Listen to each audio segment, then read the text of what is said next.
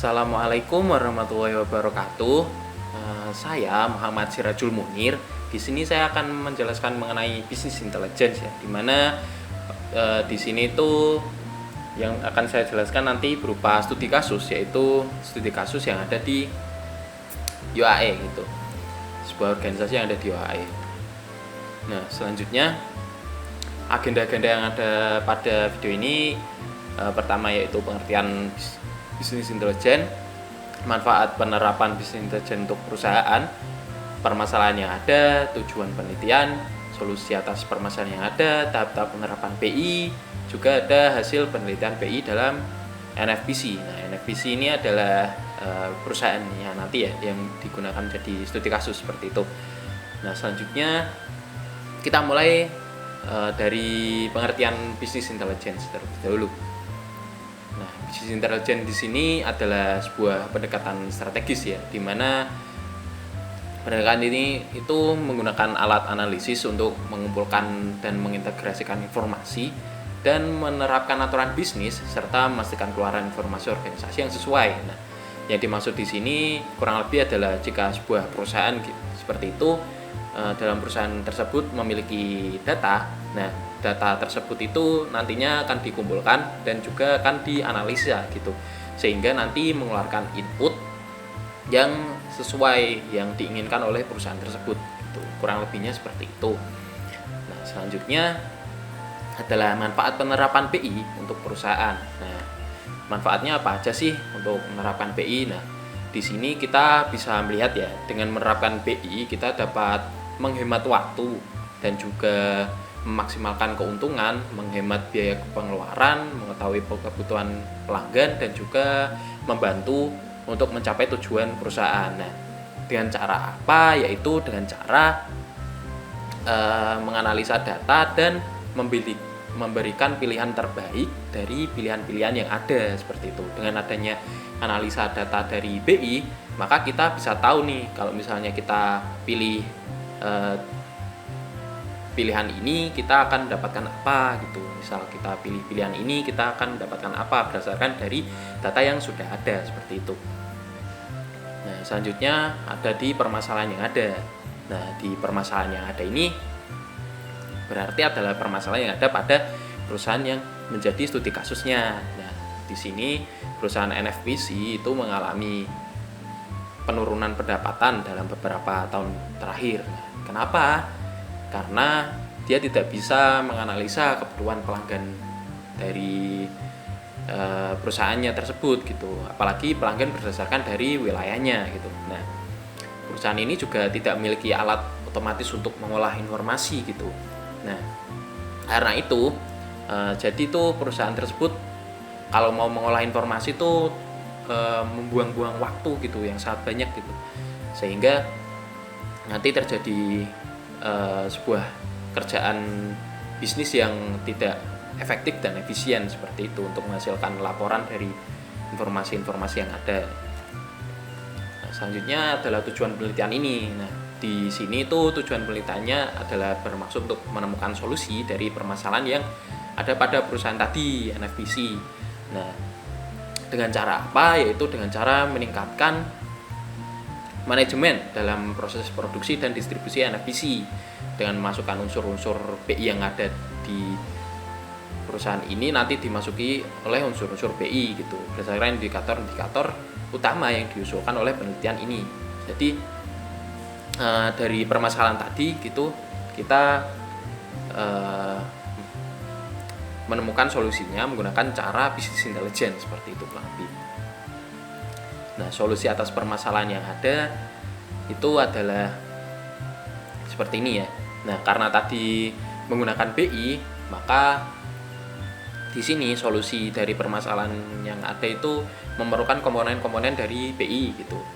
Nah, pertama adalah membuat sebuah data mart dari proses data produksi dan distribusi untuk tahun 2016, 2017, 2018 dan 2019. Jadi data-data yang ada pada tahun 2016 sampai 2019 itu dikumpulkan dan dibentuk sebuah data mart gitu. Nah, menampilkan hasil dari KPI yaitu Key Performance Indicator ya. Berdasarkan pada laporan tahunan yang diberikan pada CEO. Nah, di sini kita bisa menampilkan itu ya performa perusahaan gitu kan, berdasarkan dari laporan tahunan gitu. Karena nantinya laporan tersebut juga bisa dianggap sebagai sebuah input gitu dan dianalisa gitu, sehingga dapat terlihat KPI-nya seperti itu. Nah, setelah itu memvisualisasikan dan menganalisis DW menggunakan kubus OLAP. Nah, di sini kita akan menganalisasi data warehouse ya, di mana nanti datanya berdasarkan dari database yang ada di perusahaan gitu dikumpulkan, dibentuk menjadi data warehouse yang berupa kubus gitu, yang nantinya menjadi kubus OLAP gitu, dan nanti kita bisa visualisasikan dan menganalisis kubus tersebut gitu, divisualisasikan berupa diagram atau chart atau apapun itu gitu. Nah, selanjutnya menampilkan laporan dari data yang terdapat pada data warehouse. Nah, ini kurang lebih sama sih, tapi kurang lebih dia juga bisa menampilkan berupa chart atau merupakan diagram gitu, atau merupakan table juga bisa, atau diekspor gitu berupa PDF atau Excel gitu kurang lebih. Nah, selanjutnya pada tahap-tahap penerapan BI ya. Nah, di tahap-tahap ini kita harus menentukan sumber informasinya. Nah, di sini apa maksud dari tabel ini atau pohon ini, itu adalah database yang ada pada perusahaan gitu. Nah, di perusahaan ini tuh terdapat database yang akan menunjukkan KPI, di mana ketiga cabang utamanya adalah berupa produk, service, dan juga customer gitu. Nah, jadi database yang ada di perusahaan ini nanti akan dibuat sebuah hierarki atau disusun gitulah, biar terdapat hubungan-hubungan dari ketiganya ini gitu, yang dimana nanti akan bisa diintegrasikan atau bisa dianalisis untuk menjadi satu. Nah, selanjutnya kita akan membentuk data mart dari yang ditampilkan tadi itu. Nanti kita membentuk data mart yang pertama adalah customer database-nya ya, dimana di customer database ini terdapat 4 hal itu ya, list of product, purchase, customer satisfaction score, dan lain-lain seperti itu. Nah, selanjutnya selain customer database juga ada production dan distribution database gitu yang akan dibuat, kurang lebih isinya product range dan service. Nah, keduanya nanti akan disatukan menjadi satu gitu, dimana nanti akan membentuk tabel yang berupa CSS nama dan juga kode dari barang tersebut gitu. Nah, CSS itu tadi ya, yaitu customer satisfaction score gitu kan, semakin tinggi maka semakin baik gitu kan tentunya. Nah, nama itu nama barangnya dan kode adalah kode barangnya gitu. Nah, karena sudah dibentuk database-nya tadi, kita bisa mulai merancang skemanya. Nah, di sini kita menggunakan star scheme gitu. Nah, star scheme itu terbuat dari beberapa tabel gitu kan. Nah, di mana akan disatukan pada satu tabel, yaitu tabel fakta gitu. Nah, di sini terdapat 6 tabel yang berupa service, product, proses, dependency, province, dan juga production unit, di mana nanti akan disatukan di tabel fakta dan akan diolah gitu, yang akan menghasilkan PCSS dan juga income itu pada tabel faktanya. Nah, dengan adanya tadi gitu kan, maka harus ada aplikasi dong. Nah, aplikasi apa aja sih yang digunakan? Nah, pertama itu kita menggunakan Pentaho atau bisa disebut dengan Kettle. Lalu ada Mondrian, JPVOT, JDF, dan OpenFlash. Nah, Pentaho ini kita gunakan untuk ekstrak, transform, load.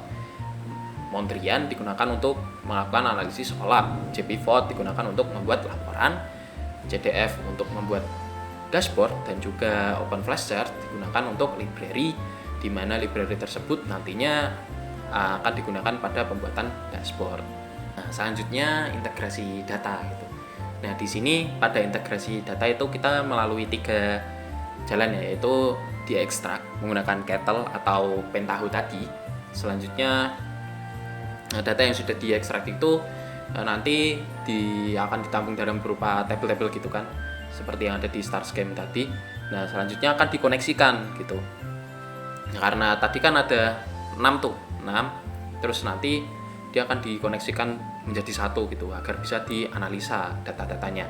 Nah, selanjutnya key union cattle di sini itu digunakan untuk gathering data ya, atau mengumpulan input-input dari data yang ada gitu, supaya jika ada similarity dia bisa menanganinya gitu dengan menggunakan key dari tabel data tersebut gitu kurang lebih. Nah, selanjutnya analisis data. Nah, di sini kan tadi sudah dijelaskan ya Mondrian dan juga JPVOT, termasuk beberapa aplikasi yang dibutuhkan.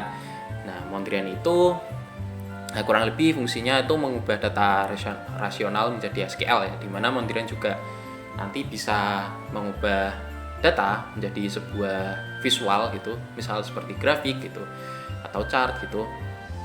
Atau dia juga bisa mengekspor data tersebut menjadi Excel ataupun PDF gitu, yang berupa baris dan juga kolom seperti itu. Nah, selanjutnya ada JPVOT nih. Nah, JPVOT itu dia berfungsi untuk mengoperasikan kubus multidimensi. Nah, karena di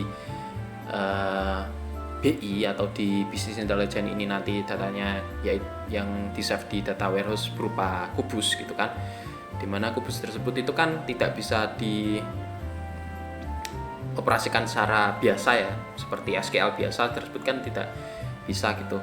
Nah, maka dibutuhkan JPVOT gitu untuk mengoperasikan kubus multidimensi tersebut. Nah, JPVOT ini bisa menggunakan slice, dice, drill down, dan lain-lain untuk mengoperasikan kubus multidimensi tersebut. Selanjutnya visualisasi dan pelaporan. Nah, di sini pertama ada end report output ya, dimana ini adalah laporan yang akan ditampilkan gitu kan, bisa berupa statistik gitu atau graph, dimana isinya adalah statistik customer per tahunnya gitu dengan menggunakan OLAP browser. Nah, di sini itu kalau menggunakan OLAP browser bisa dilakukan filter gitu ya, misal per tahun atau per wilayah gitu, dengan bisa ditampilkan berupa chart gitu. Lebih seperti itu. Nah, selanjutnya ada dashboard gitu. Nah, di dashboard ini nanti akan menampilkan grafik ya atau chart secara real time gitu, dimana yang ditampilkan utamanya adalah CSS atau Customer Satisfaction Score gitu. Nanti biasanya dimana dia berdasarkan wilayah atau bisa juga berdasarkan tahun gitu, yang nanti bisa kita buat menjadi berupa grafik yang berbentuk bulat gitu biasanya, agar terlihat tinggi rendahnya tingkat CSS setiap tahunnya. Nah, selanjutnya ini ada hasil penelitian BI dalam NFPC ya. Hasil penelitian ini kurang lebih seperti kesimpulan dari penelitian yang kita lakukan gitulah.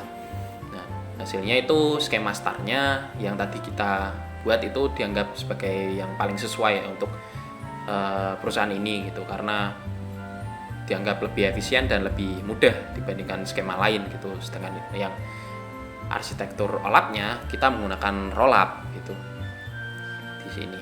Nah, lalu proses implementasi ini tadi kan dibantu oleh Pentaho atau Kettle ya, itu untuk memudahkan implementasinya gitu, sehingga implementasi BI yang ada pada perusahaan ini dapat berjalan lebih mudah ke depannya gitu. Nah, sedangkan kesimpulannya adalah dengan hasil analisis tersebut BI dapat membantu keputusan NFPC dengan memberikan visualisasi dan laporan yang berdasarkan pada penggunaan produk mereka seperti itu. Nah, kurang lebih sekian dari saya. Bila ada kesalahan-kesalahan mohon maaf. Bila ada gangguan suara mohon maaf karena sedang hujan. Wassalamualaikum warahmatullahi wabarakatuh.